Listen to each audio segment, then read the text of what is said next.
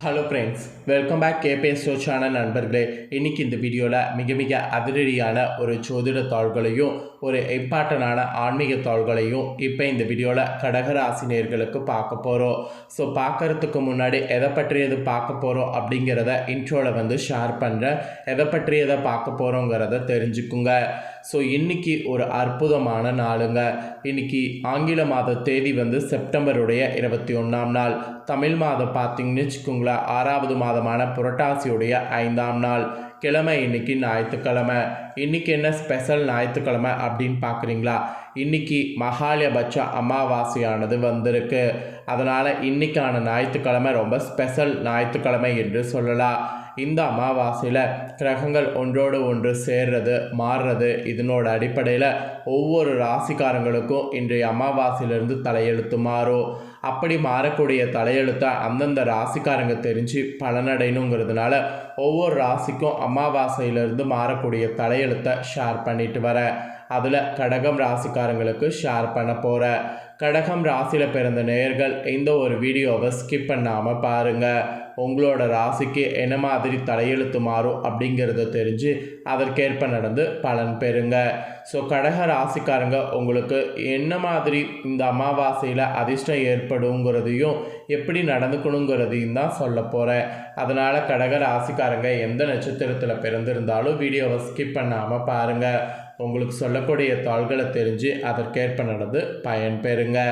அதுக்கு முன்னாடி இந்த அமாவாசை சாதாரண அமாவாசை கிடையாது, ஒரு சக்தி வாய்ந்த நிறைஞ்ச அமாவாசை. இந்த மகாலய அமாவாசையில் நீங்கள் செய்யக்கூடிய பரிகாரம் உங்கள் தலையெழுத்தை மாற்றும். அதனால் இன்றைக்கி இந்த வீடியோவில் உங்கள் ராசிக்காரங்க செய்ய வேண்டிய ஒரு சூட்சம பரிகாரத்தை தான் சொல்ல போகிறேன். இந்த பரிகாரம் என்ன, இதை செய்கிறது எந்த அளவுக்கு தலையெழுத்து மாறும் அப்படிங்கிறத ஃபஸ்ட்டு கடக ராசிக்காரங்க தெரிஞ்சுக்குங்க. அதுக்கப்புறம் உங்களுக்கான பலனை அதிரடியாக பார்க்கலாம். ஆக்சுவலி உங்கள் எல்லாருடைய வாழ்விலும் தீராத கஷ்டம் என்ற ஒன்று கட்டாயம் இருக்கும். அந்த கஷ்டத்தை சரி செய்ய எவ்வளவோ இறை வழிபாடு செய்திருப்பீங்க, இல்லை எவ்வளவோ வேண்டுதல்கள் நிறைவேற்றியிருப்பீங்க. ஆனால் நம்மளுடைய கஷ்டத்திற்கு ஒரு தீர்வும் கிடைத்திருக்காது. இப்பேற்பட்ட ஒரு துன்பம் விலக இந்த பரிகாரத்தை இன்றைக்கி செய்து பாருங்கள். இன்றைக்கி மகாலய அமாவாசை. இன்று பரிகாரத்தை துவங்குங்க.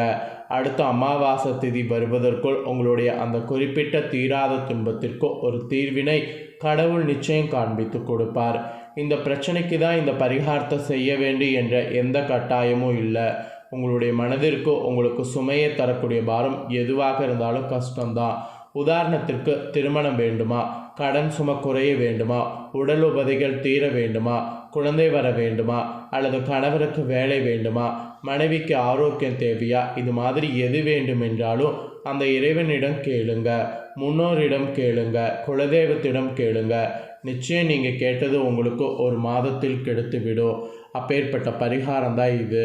ஸோ இந்த பரிகாரம் செய்வதற்கு ஏதேனும் சிரமம் இருக்குமா அப்படின்னு கேட்டிங்கன்னா அதெல்லாம் எதுவுமே இல்லை.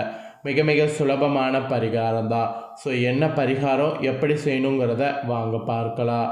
தினமுமே காலையில் நீங்கள் சமைப்பீங்கள்ல, அந்த சமைப்பதற்கு முன்பு ஒரு சின்ன டம்ளர் அளவு பச்சரிசியை எடுத்து ஒரு பாத்திரத்தில் அல்லது ஒரு கேரி பேக்கில் சேகரித்து வாங்க.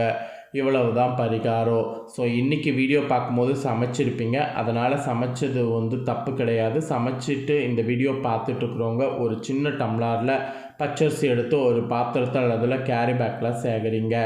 நாளையிலேருந்து காலையில் சமைப்பதற்கு முன்னாடி இதை ஃபாலோ பண்ணுங்கள். தினமும் இந்த பச்சரிசி எடுத்து அந்த பையில் சேகரிக்கும் போது முன்னோர்களையும் குலதெய்வத்தையும் வேண்டிக் கொள்ளுங்க. அறிந்தோ அறியாமலோ ஏதேனும் பாவங்கள் செய்து இருந்தால், ஏதேனும் தவறுகள் செய்து இருந்தால் அதற்கான மன்னிப்பு கிடைக்க வேண்டும் என்று பிரார்த்தனை வைத்து கொள்ளுங்க.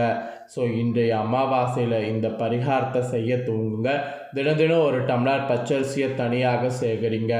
அடுத்த அமாவாசை நாள் அன்று குறிப்பிட்ட அளவு அரிசி சேர்ந்து இருக்கல்லவா, அந்த அரிசியோடு 1/2 கிலோ வெல்லம் சேர்த்து 100 ml குறைந்தபட்சம் நெய் வாங்கி அந்த பச்சரிசியுடன் வைத்து யாராவது ஒருவருக்கு அதை அப்படியே தானம் கொடுத்து விடுங்க.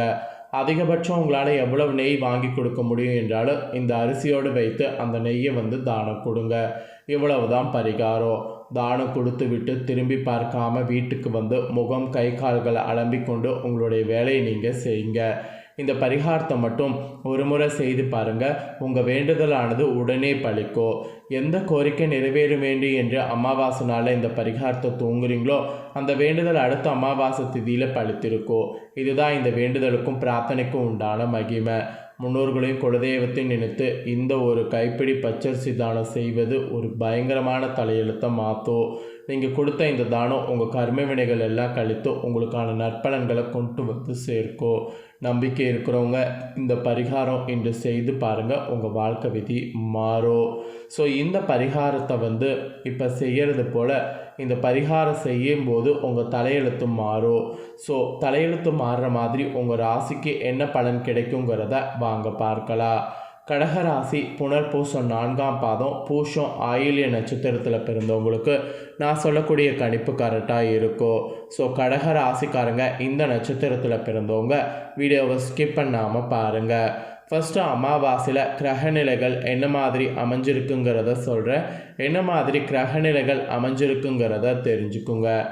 புனர்பூசம் 4ஆம் பாதம் பூஷம் ஆயில்ய நட்சத்திரத்தில் பிறந்த கடக ராசிக்காரங்க உங்களுக்கு கரெக்டாக இந்த கிரகநிலை இருக்கும். அதனால் வீடியோவை கடக ராசிக்காரங்க எந்த நட்சத்திரத்தில் பிறந்திருந்தாலும் பாருங்கள். ராசியில் சுக்கிரன், தனவாக்கு குடும்பஸ்தானத்தில் சூரிய புதன் கேது, தைரிய வீரிய ஸ்தானத்தில் செவ்வாய், பஞ்சமஸ்தானத்தில் சந்திரன், அஷ்டமஸ்தானத்தில் சனி ராகு, அயனசைன போகஸ்தானத்தில் குரு. இந்த மாதிரி கிரகங்கள் உங்களுக்கு வரப்போகுது. இது மட்டும் இல்லாமல் கிரக மாற்றங்கள் கரெக்டாக தைரிய வீரியஸ்தானத்திலிருந்து புதன் சுகஸ்தானத்துக்கு மாறுறாரு. இதெல்லாம் வைத்து தான் உங்களுக்கான பலன்கள் இன்றைய அமாவாசையிலிருந்து கிடைக்கும் என்பது குறிப்பிடப்பட்டிருக்கு. ஸோ என்ன பலன்கள் அப்படிங்கிறத தெளிவாக சொல்கிறேன், நோட் பண்ணிக்கோங்க. அடுத்தவர் செய்யக்கூடிய இடையூறுகளை உங்களுக்கு சாதகமாக பயன்படுத்தி சாமர்த்தியமுடைய கடகராசினரே இந்த அமாவாசையிலிருந்து எடுத்த காரியத்தை எப்படியும் செய்து முடித்து விடுவீங்க.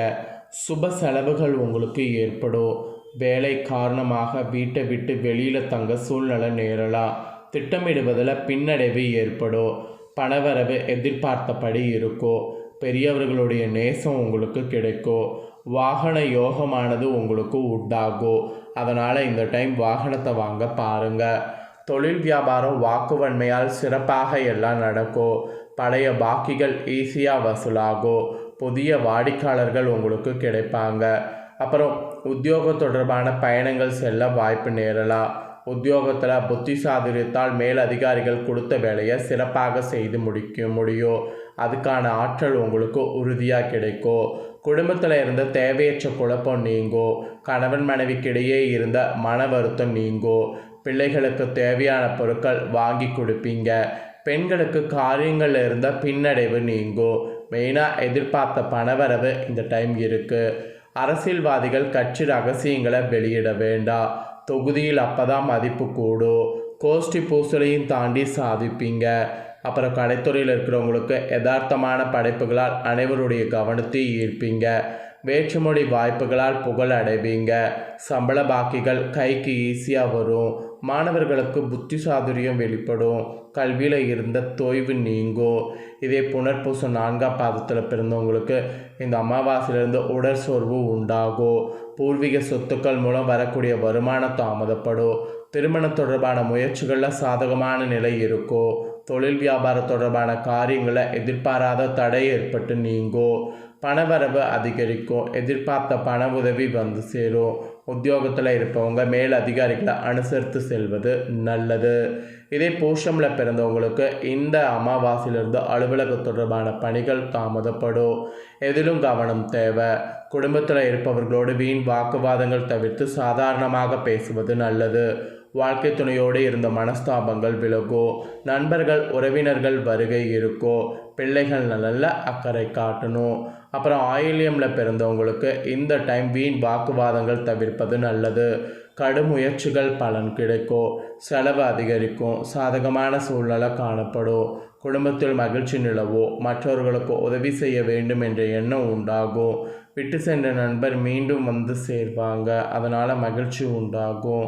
ஸோ இந்த மாதிரி தான் நட்சத்திரத்துக்கு ஏற்பவும் அமாவாசையிலிருந்து நடக்கும் என்பது குறிப்பிடப்படுது. ஸோ எல்லாமே உங்கள் ராசிக்கு தெளிவாக ஷேர் பண்ணிட்டேன். ஷேர் பண்ணதை நீங்கள் தெரிஞ்சிருப்பீங்க. தெரிஞ்சதுக்கேற்ப நடந்து பயன்பெறுங்க. நீங்கள் இதை பார்த்து பயன்பெறுவது போல் உங்கள் ஃப்ரெண்ட்ஸ் ஃபேமிலியில் இருக்கிறவங்களும் பார்த்து பயன்பெறணும் அப்படின்னு நினச்சிங்கன்னா வீடியோ லைக் பண்ணி உங்கள் ஃப்ரெண்ட்ஸ் ஃபேமிலிக்கு ஷேர் பண்ணுங்கள். உங்கள் ஃப்ரெண்ட்ஸ் ஃபேமிலியில் இருக்கிறவங்களும் உங்களை போல் கடக ராசிக்காரங்களாக இருந்தாங்கன்னா இந்த தாள்களை தெரிஞ்சு இதற்கேற்ப நடந்து பலனடையட்டும். இதே போல் புதிய அப்டேட்டான நிறைய வீடியோ நம்ம சேனலில் போடப்படும். அதை எல்லாமே உடனுக்குடனே தெரிந்து கொள்ள மறக்காமல் நம்ம சேனலை சப்ஸ்கிரைப் பண்ணுங்கள், கூட பெல் பண்ண ப்ரெஸ் பண்ணுங்கள். நெக்ஸ்ட்டு வேறொரு வீடியோவில் உங்களை சந்திக்கிறேன். நன்றி.